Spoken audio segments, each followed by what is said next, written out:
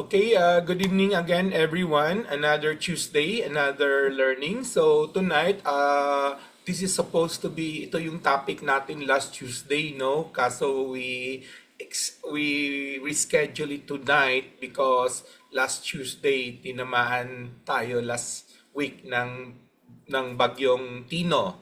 Okay, and we don't have electricity on Tuesday and Wednesday. So ngayon, let's move forward. Tonight, our topic is all about from broker and agent to entrepreneur.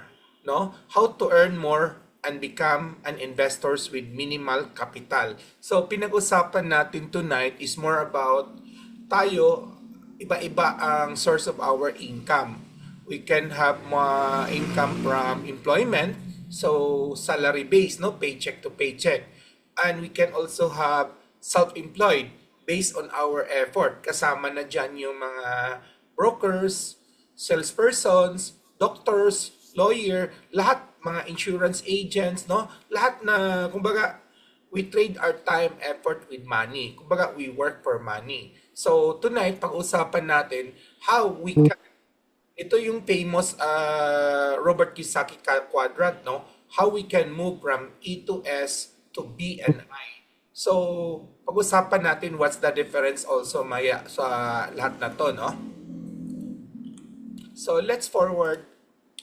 Objectives of our training tonight is to understand how agents and brokers can create multiple stream of income, from active income to semi-passive income to passive real estate earnings.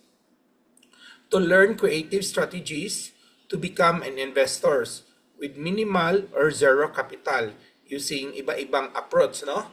To shift our mindset from a self-employed mindset to become a real estate business owner mindset and to become a real estate investors mindset. Kasi sakit naman pakinggan na tayo real estate broker, real estate salesperson, nagbebenta tayo ng mga property but we don't have our own investment property.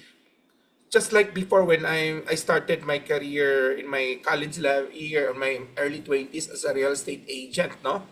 No, not real estate agent, as a insurance agent. Sabi nga nila, dami mong nabentahan na life policy. Kaso lang, meron ka bang nabili? Meron ka bang investment on your own? No? So, tayo nasa real estate, no? So, dapat we need to, kumbaga, do also what we talk. Kumbaga, we practice what also we've been sharing to other, no? So, pag-usapan natin, you don't need big capital to start your property investment, kahit minimal or zero capital. We will discuss that. Okay, so, part 1, how our agents, our brokers create multiple income stream. So, marami dyan. May active income, may semi-passive income, and may passive income. So, let's discuss first yung number 1. An entry level ng mga salesperson tsaka broker, yung unang bagong pasa, no? Bagong pumasa sa PRC, mga new pipe, mga walang experience pa. So, pag pinag-usapan, Sam, ano ba yung dapat na career path namin as a broker? Broker muna tayo, ha? So, you can be I always advise na have an experience work with an in-house under a developer. As a broker, in-house working under the developer. Not just like me, I started my career 16 years ago with RLC, Robinson's Land, as a entry level talaga na sales advisor, no? So after that, I moved my career nung I proved to myself na I know how to close deals, I know how to, and that's the time I decided to set up my own brokerage firm or realty office. Okay, so agents naman, of course, you need to work under the supervision of your own licensed broker. And then you learn from it. Sabi nga ni Jack Ma, first 10 years after graduate, first 10 years of your life is you work for something na you are passionate, hanap ka ng good mentor mo, doon magtrabaho ka, learn the business trade, so that on your after 10 years, maybe on your early 30s, you can start set up your own company na related to your work. Para kasi you learn it actual experience. Okay, on your mid-30s, start your negosyo. Kahit mag-ups and down ka, that's another learning process para you can become multi-millionaires on your mid-30s or 40s. So, tayo nasa real estate tayo. So, kahit na your entry level is ahente, RESP, managed by your broker, it doesn't mean you're stuck up there, no? You have your career growth, career skill up. So you need to prove it to your broker also na kayang mong magiging from here to manager to director and become one of our colleagues in the future, no? Sabi nga ng isang law firm ko na kaibigan, yung dati niyang story lang to ha, but it's reality, real life, marami. Dating staff nila who start from anong tawag dyan, messenger, down to nagiging part sa research team, nung nag-aaral, nag-sponsor sila, working student, hanggang nagiging legal researcher, hanggang sa soon, now, talagang junior partner na ng law firm. In our realty firm also, marami tayong mga dati nating staff na nagiging ahente, nagiging broker na rin sila with all our past 16 years. So marami na rin sa mga kasamahan natin nagiging licensed broker, which they started as a buyer, yung iba as entry-level salesperson. So let's go back to our topic number 1. If you go back to the cash flow quadrant, tayo broker and salesperson, RESP, or in a very called layman's term, tawag nila ahente, we trade our time with money. We always work for money. Tanggapin natin, we work for money. We go out, meet client. If we don't meet client, walang pera. If we don't do leads, walang pera. Wala kasi pag walang leads, wala kang potential tatawagang prospect for appointment and meeting. So ngayon, what are those active income? In what way si broker, si agent kikita in an active way? Number 1, project selling. Lahat ng project selling may ABC, may luxuria, middle, or may economic, socialized. Bottom line, why are we selling? It's all commission. Commission is money. Okay? Number 2, resales commission. Secondary market. Still, why we use do resale market? From house to condo to Roland, again, commission. Commission is money. Leasing. You go into industrial, residential, commercial leasing, commission. 1 month or more, and money. Finder's fee. Sa mga kaibigan natin na mga ayaw mag-ahente, maglisensyado, no? But they do referrals. So they still make money as an as a referral fee or finder's fee. And then incentives, bonuses, no? So nandyan pa rin yan. Karamihan ng mga developer nagbibigay sa atin ng mga closing incentives, performance incentives. Diba? Saka, if we are applying as an in-house sales team, sales group ng developer, meron tayong tinatawag na allowances or some of it as a corporate admin, they have also what they call salary or paychecks to paycheck, no? So, kaya sabi ko, I invited some new broker dito sa Zoom ngayon na if you want to start up your career, question ko sa inyo, ano ba yung objectives nyo? Meron na ba kayong other source of income para sa monthly basic needs nyo? Kung wala kayong monthly basic needs at kailangan nyo yan, I always advise na you start your experience to become an in-house agent or in-house broker with a developer para meron kang allowances. A little bit challenges lang yan kasi may quota, may pressure. But in real life, everything pressure, it helps us to be kumbaga more ma-develop on this nature of our business, no? Kasi pag walang pressure, wala tayong sorry ha, may nagsapasap. Walang hindi, it's one way to train to kumbaga para mag-scale up din tayo, no? Sorry na wala ako doon sa biglang pumasok. Paki-manage sa entry ha. Okay. So again, don't worry about challenges and pressure. It's part of our growing up talaga. Lahat ng crisis, failure, it's part of our success story. Okay, so uh, nasa column pa tayo ng S, self-employed. As a broker or RSP, pag ang iniisip natin is active income, sell. Always sell. Direct. So, hanapin mo kung ano yung niche market mo. If you're into luxury, middle, economic, or socialized, or you're going to secondary market, or you're into rental leasing market, bottom line, we need to work for money. So we need to sell.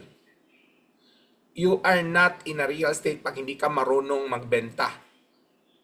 But you can be an in-house or you can be an employee of a company to be part of their admin, no? So you have paycheck to paycheck. Okay. So yan lang muna, number one, kasi ang magandang topic na next. By the way, if you have questions, please kindly just type it in our question box later. We will discuss that one by one. So, let's walk you through again. Again, imagine yourself, you're a broker, you're empleyado sa developer, you're a broker, you're a self-employed as independent broker, or as a broker under a realty firm, or as an agent under a realty firm.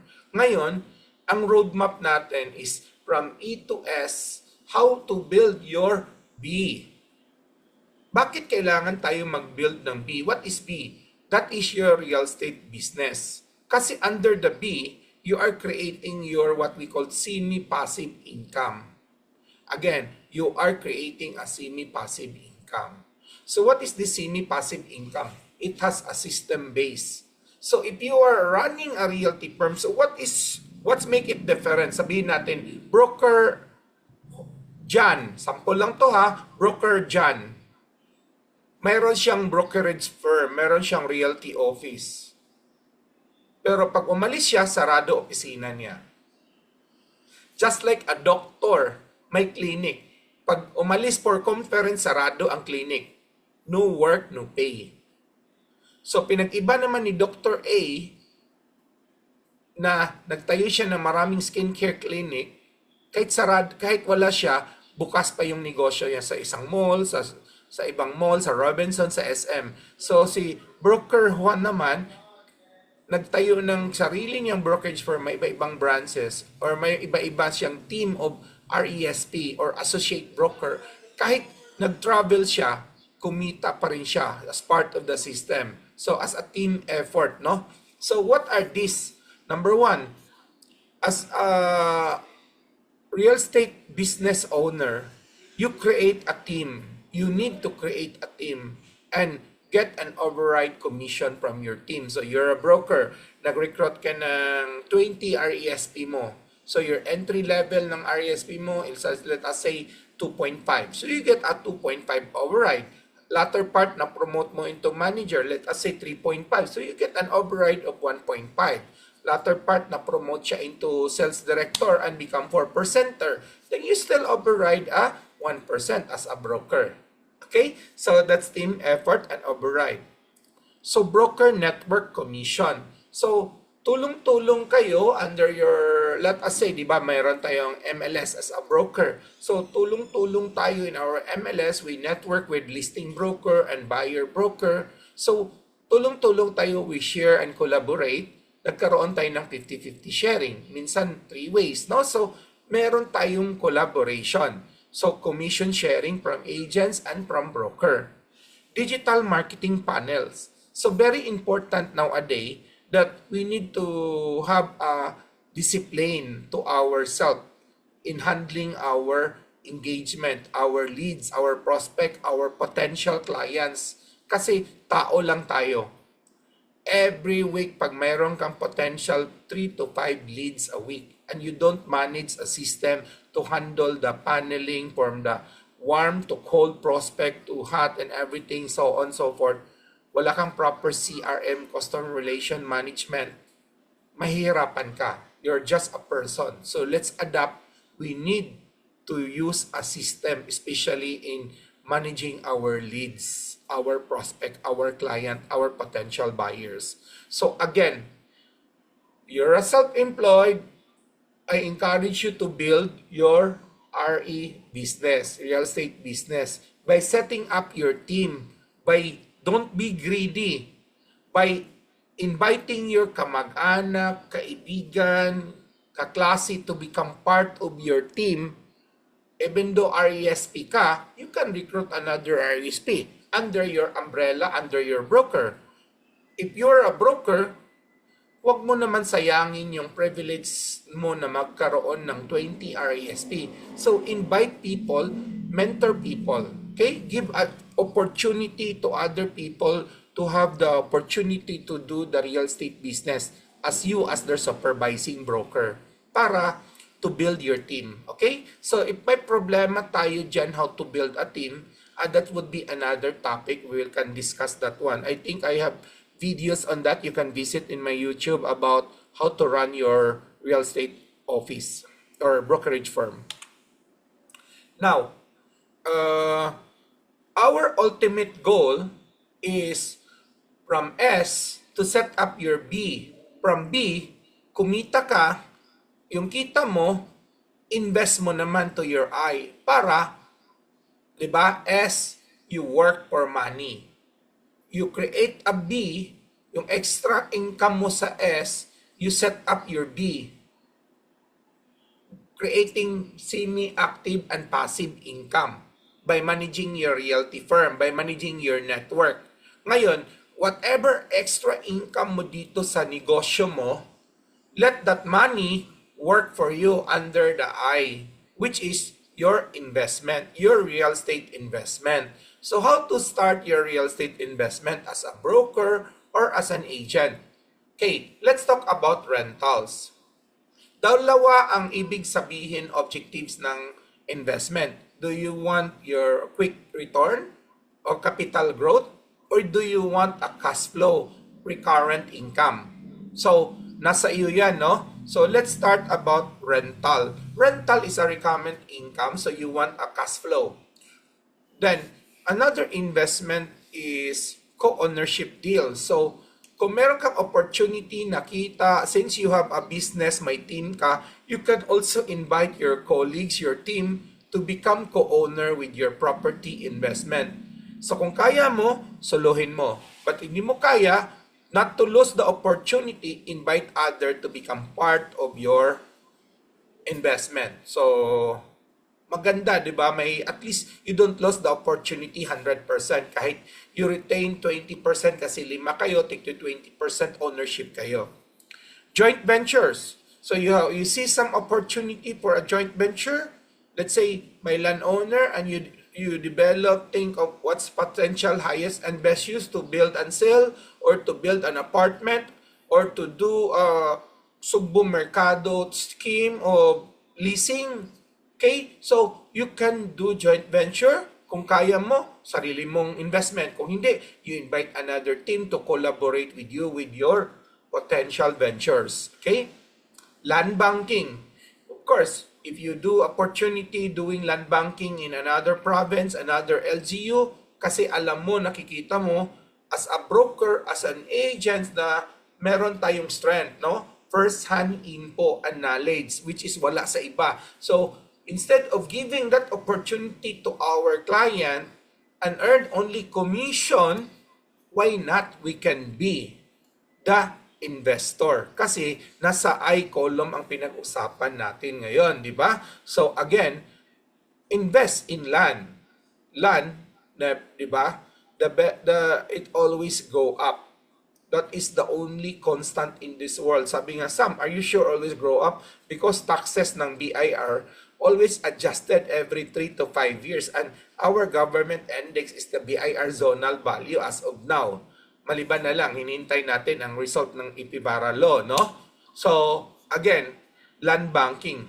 So, next is profit shares in your project. So, minsan, in project selling, we see some opportunity. Like pre-selling, we collaborate, joint venture. Like me and my team, 21 of us in that ban, when we visited a pre-selling economic housing, we ourselves invested on that project because we believe that that economic house and lot, which worth only 900,000, would become 2 to 3 million in the next 5 to 10 years. But owning only investing only 10% of its value, which is, what is that, Sam? Pag-usapan natin yan mamaya, no? So, how to invest in a property using minimal or zero capital. So, babalikan natin yan mamaya. So, again ha, part 1 natin is how agent broker create multiple income stream from active income, semi-passive income, to a passive income.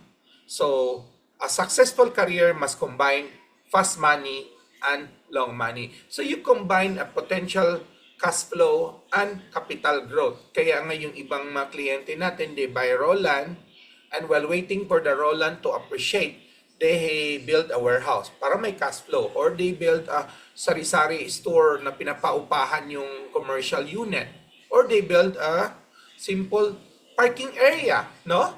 Just to earn on then and waiting for the value to appreciate for 3x, 5x, or 10x.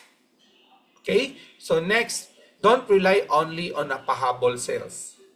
We on our field, nasa always first-hand info tayo. So let's always be more proactive and grab those opportunity. Okay, so aim for monthly recurrent income plus capital growth. So that's our part 1. Let's go part 2. So creative ways to become an investors with minimal or zero capital. So water break muna. 6. Practical zero capital investor strategy. Ito, ibabanggit ko lang. So, I don't go deeper on this kasi pwede naman natin to another topic na isa-isa. But let's start with how to start with what type of opportunity that you can be an investor using minimal or zero capital. Number 1, buy and sell. Okay? Buy and sell. Buy, then assign your rights to other. Number 2, joint venture with landowner. So you don't need to own a land. You can be just the contractor of the house and do build and sell. Investors partnership. You bring the deal, they bring the capital. So you identify the opportunity and you discuss it with your potential investors or private funders to become your financer. And you become the project coordinator, or what we call the industrial partner, no? So, and share the profit percentage. My favorite is the BRRR. What is BRRR? You buy a property, you renovate, you lease it out, rent it out.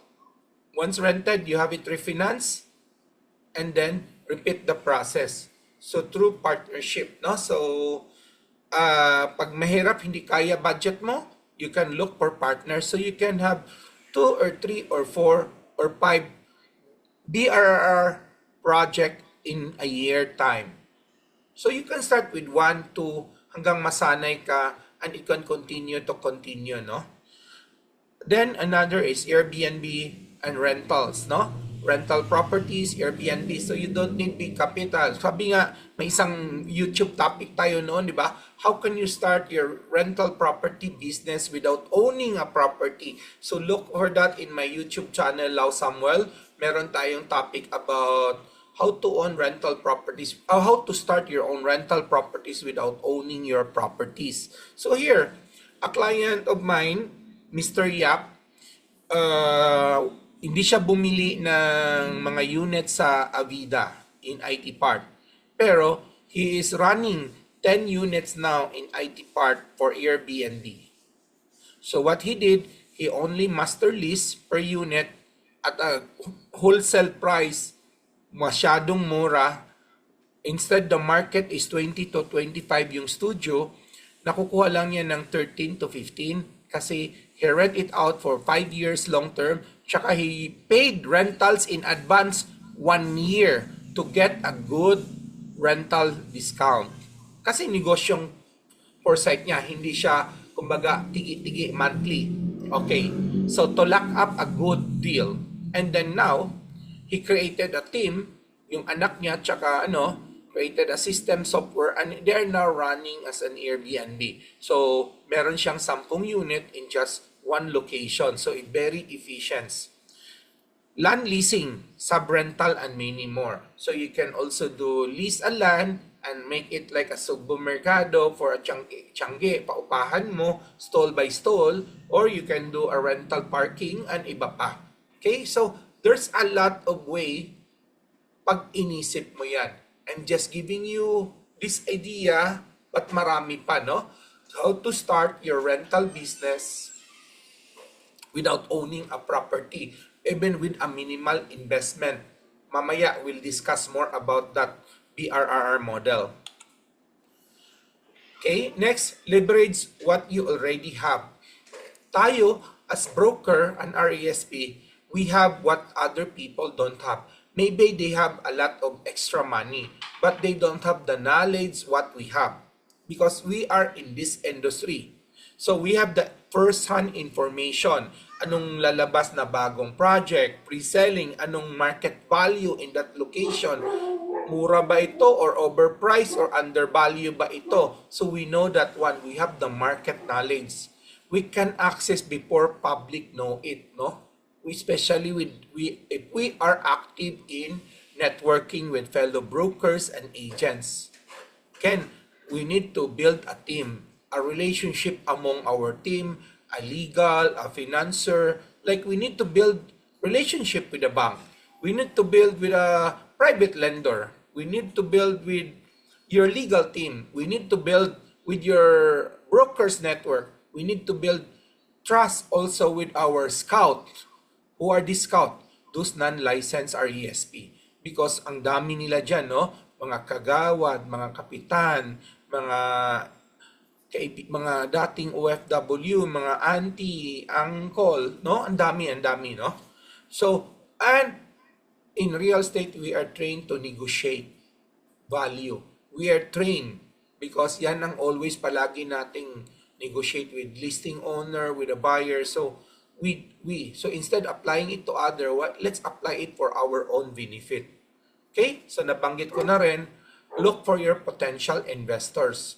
Your potential, yung dating mga buyer mo who build trust and confidence, sabihin mo, can we be a partner, no? So walang mawala, but you lose a lot if you don't try. So sabi nila, it's better to try it, Edna, than fail to try at all. Diba? Takot ka. Hindi mo nga na-try. Who knows? Baka makachamba tayo and papayagan ka, okay, I have 10 million invisible funds. Let's start with that. Okay? So I know a broker here in Cebu, they started only at 5 million. Tatlo sila. They raised 5 million and they do build and sell. And ngayon, that 5 million, it grows to as high as 20 million already, no? At nakailang location project na sila. Okay? Next. So, let's come up with some case study. Agent find a 3 million property. Investors buy, agents get commission, and equity shared for managing the project. So, let us say, if you can be creative, okay, commission lang ba ako? O I want to be part of the profit? So, nasa iyo yan. Let us say you go to your uncle, you go to your relatives na may extra money. Okay, you go to Mr. A. Mr. A, I have investment proposal for you. We go into buy and sell property, and then percentage of the profit ang share ko. Okay, on the net profit. So you give some proposal. Could be you earn 20 or 30% or whatever your agreement on the net profit, no? So iikot nyo lang yung pera into buy and sell property. Okay, so that's one thing. Another thing, pag mahirapan ka ganoon, wag maghanap ng mga investors, you go into pre-selling investment. Kasi sa pre-selling investment, limbawa, property worth 3 million, economic condo. Let's say na lang, example na lang yung ininvest namin sa Balamban. A property, house and lot, economic housing worth around 900,000. Yung equity doon is around mga 100,000 payable in 36 months. o 30 months, something like that, 36 months.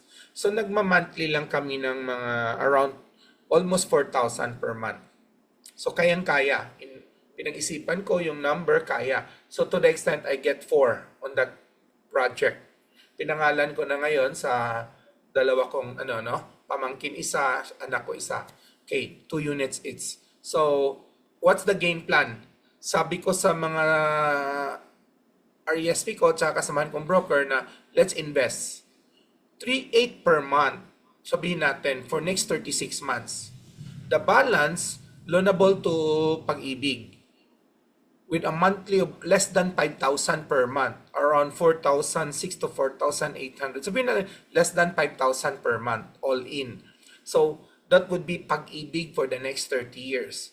So pre-selling, balik ako pre-selling less than 1 million. Nagma-monthly tayo ng 3,800 per month.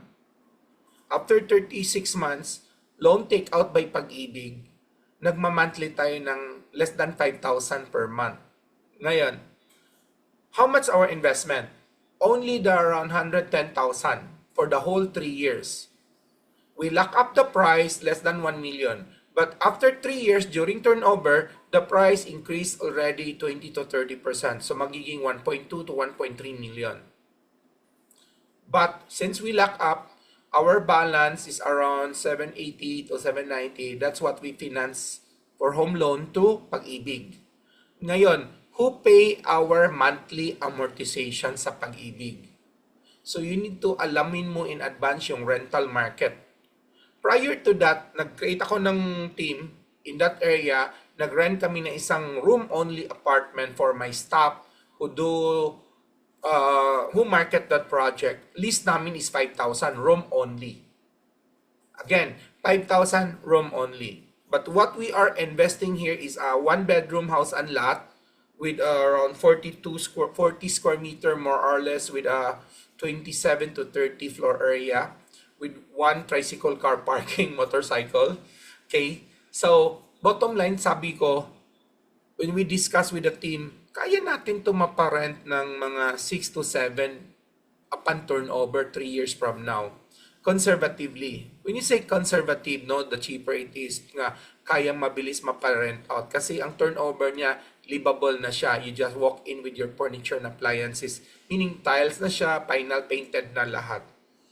So, moving forward, it's 2 years ago. So, the value of the property, said property now, it's around 1.2 million. And another 1 year for turnover na siya. So, Sam, how sure are you with this? This game plan, we applied it 12 years ago in Mactan, in Cordoba. The same scenario. So, kumbaga, umiikot lang siya sa ibang lugar. So, we did it also in Pueblo de Oro before. 800 something thousand per total contract price. Pueblo de Oro in Cordoba. We invested, my staff put in around 3,000 plus per month. Then after 2 years turnover, the balance, loan to the bank or loan to Pag-ibig. But my staff, pinili niya yung bangko, 15 years lang. So that 15 years, nagma-monthly siya ng around, at that time, mga 5 to 6,000 more or less. But to move forward, this is 12 months or 12 years ago. 12 years ago. That the same townhouse unit before, alam mo magkano na ang appraised value ngayon? Recently, it was appraised 3.5 million with the bank. 3.5 million with the bank. It's earning, the rental market now earning around, doon conservative 15,000 plus minus ang rent per month. It's rented. It's the tenant to keep on paying the amortization.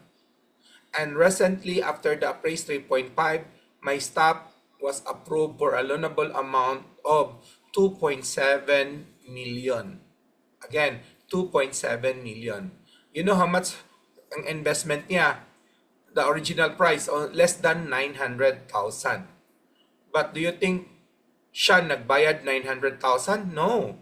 She paid only those pre-selling less than 4,000 for the next 30 months. Which is, if samang total, itotal mo lahat, it's a little over 100,000 pesos only ang nailabas niyang pera.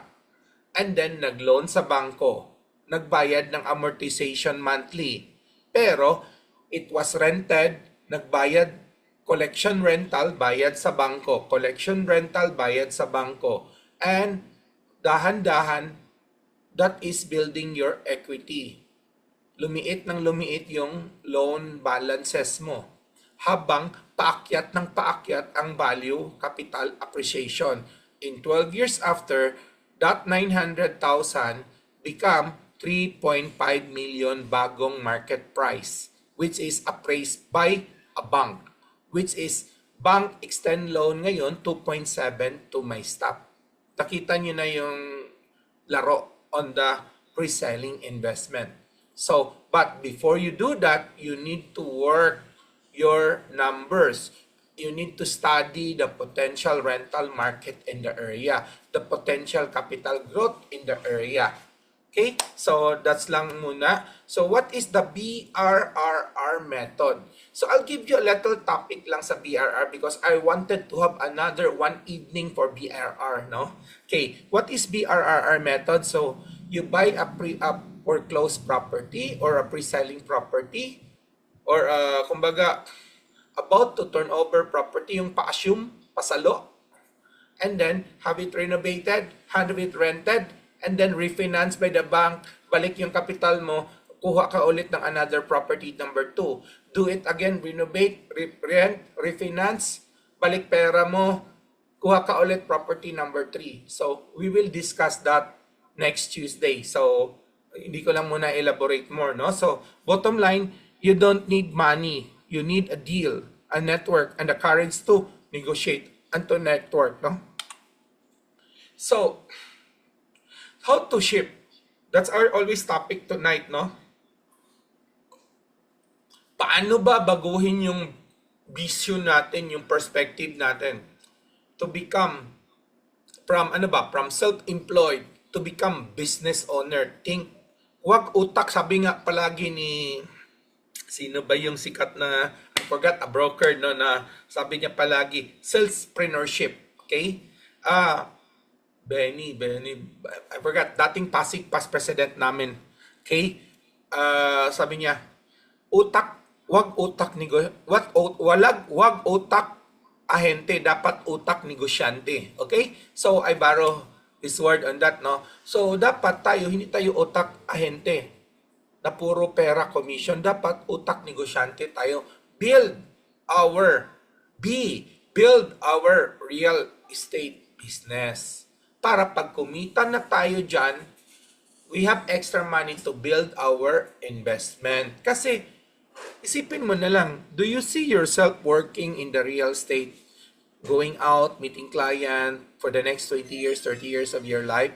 No. If you can retire 10 years after working real estate and you can retire because you're able to strongly build your I column, let us say you're able to build a cash flow of 100,000 per month net after tax. Kumbaga, after all taxes, expenses, may net ka 100,000 a month. And then your cost of living is only less than 100,000 a month. Then you get a freedom na of your life. Diba? As long you also control your lifestyle. So let's go back here, no? Wrap up natin the 4 quadrant rich dad concept. Either you're an employee, you're still working, maraming mga brokers nagtatrabaho pa ngayon but they're licensed broker. Maraming RESP nagtatrabaho pa ngayon but at the same time they're sideline RESP with a broker supervising, no? So you are taught to become self-employed, mag-market ng property, magbenta ng property for quick money, for commission and incentives. So, side hustle, after 8 hours job, you work extra 2 to 3 hours to build your real estate selling, no? So, point ko lang, ba't nyo itigil hanggang sa selling lang? If you can do another extra hour to build your B, meaning instead of you only do, let us say, common practice natin ngayon, you do marketing using the Meta or Facebook, social media, digital platform. Other than advertising and engaging with your clients, you also build your network of agents, RESP, if you're a broker. No? If you're an agent promoted to director, then you build your team under you. Paalam ka, talk with your broker na mag-build ka na ng team mo if you're in the senior level na as an RESP. So, build your B column because sabihin natin, okay, broker, tignan nyo to. If you build your network of RESP, your entry level ng RESP mo 2.5%. So you get an override of 2.5%. So pag yung isang ahente mo in 1 year nakabenta ng 10 million, what is 10 million in 1 year? So kumita si ahente ng 2.5%, that is 250,000 in 1 year. That is mas maganda, better versus the 15,000 basic salary times 12, that's only 180,000. What if that 10 million kinita nyo lang in 3 to 6 months? Ngayon, multiply by 10 agents, RESP mo. So that would be 10 ahente, binigyan mo ng opportunity, livelihood, kumita ng extra income in 3 to 6 months ng extra 250,000. Ikaw naman as a broker, by helping these people, by servicing these people, you are blessed by overriding commission. Also 2.5%, which is also 250,000 per RESP. Times 10, that is 2.5 million, Mr. Broker, Miss Broker. So by servicing, helping people, building your network of business, you override 2.5 million for a 10 RESP whom hit 10 million sales. Okay? So that's 100 million sales times 2.5, you get 2.5 million. Okay? So what you gonna do with your 2.5 million, Mr. Broker? Then you can invest that into rental properties and other investment, no? So let your income from your business invest money for your investment column or your investment portfolio. Okay? So broker agents usually stuck in S&E or self-employed mindset. Why? Hadlukan, Bisaya pa, takot, no? Tagalog or what? So our goal here with tonight is you have this strength and courage to try. You have nothing to lose, no? Build your B and I. And I will congratulate you in advance. Your decision tonight to build your B and I, it's a turning point for you to have a 180-degree change for your life, no? So, since you are still self-employed, ano tayo, reality check tayo. So, si Edna, income stop when you stop working. So, if you don't meet your client, pag walang kita, meaning you're in self-employed. No system. Ano pa rin, mano-mano pa rin, no? Hardship pa rin. If you can automate everything, no? When you say automate, lead generation now can be automated using Meta. Leverage with your money through paid advertising or through organic promotion. No team. How can you leverage if you don't have team? But building a team, kahit nagkasakit ka, kahit nagbakasyon ka, you earn override income. No pipeline. How can you handle? Kumbaga, baka A to Z, karambula na, mix up na yung mga leads mo, no? No monthly passive income. Don't focus on quality capital growth only. You build your passive income. Why? We discuss another topic, how important is cash flow. Especially if you leverage with the bank, if you build portfolio to borrow money with your financer from the bank to private lender to your credit card, build cash flow. Cash flow is king. Again, cash flow is king. So, what are those negosyo in real estate that can provide you recurrent income? Rental is one. Okay? Yan lang muna. So, how to switch your business ownership mindset? Build agent network. You automate your prospecting. Okay? How we automate our listing? Automated, galing na yan sa developer. Our resale market, automated, galing na yan sa mga co-brokers natin. Your leads, you can automate using Meta, Instagram, or all other digital platform. Either you're using your organic promotion or your paid ads. Ang hindi mo lang kayang i-automate, pati nga engagement, kaya mo i-automate by AI bot yan eh. But what you cannot automate, syempre may limit si AI bot, artificial intelligence. Alangan naman siya na mag-closing sa'yo, di ba? So you need to come in as a person pa rin. That's why when you use AI chat box, palaging may ano dyan, can I chat with a real person, kumbaga, no? Kung pwede ba siya lang kasi alam nila AI sumasagot. Now, PHMLS, digital system. So this is one automation that you can automate your listing. By subscribing here at 1,000 per month, you have your own website, you have your own unique realty name or brand name, and then you can automate your listing. And what's good, all licensed broker is your co-broker in this transaction. Sabi nga nila, every person you invite to come in, it increase our listing. All of us, it increase our collaboration. It increase our marketing group. It gives you 24/7 presence online and internet brand online, no? Na kahit tulog tayo, nakikita tayo from Europe, American, Southeast Asia, potential buyer because it's open, gising si website 24/7. So, if you want to know more about that, my staff Faye will please kindly chat in our box chat, Faye, yung pre-sign up form for your, please put your name and your contact number so our staff will contact you for orientation. Okay, so turn knowledge into digital platform, build partnership and network. So, becoming investor, start with small deals.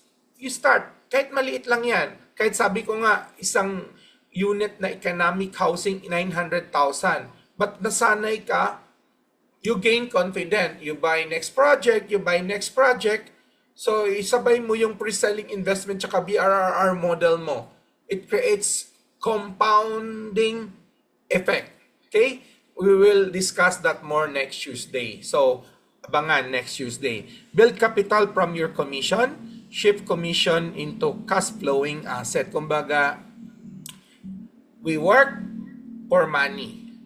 Once we have money, we let our money work for us. If na-perfect natin yan, congratulate yourself.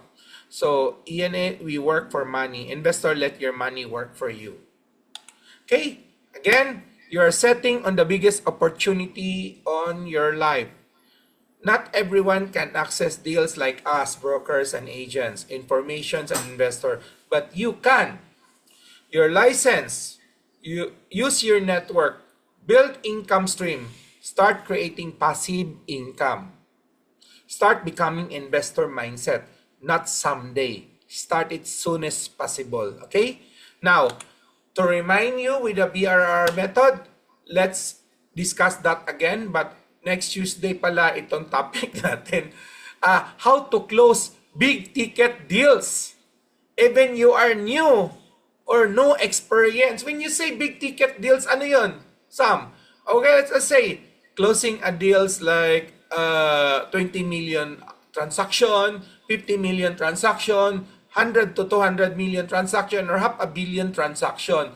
Sam, mahirapan nga kami mag-close kahit 10 million transaction, kahit 2 million Deca homes.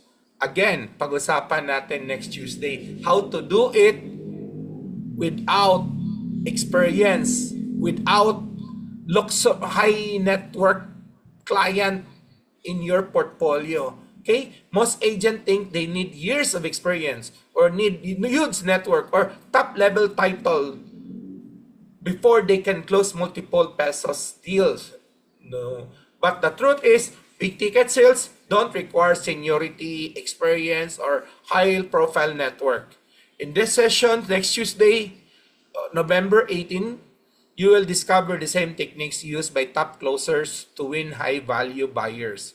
Gain the trust of big investors and position yourself as the expert even if you are just starting in the industry. So if you want to learn how to confidently handle 20 million, 50 million, 200 million, 500 million, or billion worth of transaction without feeling intimidated, this is the topic for you.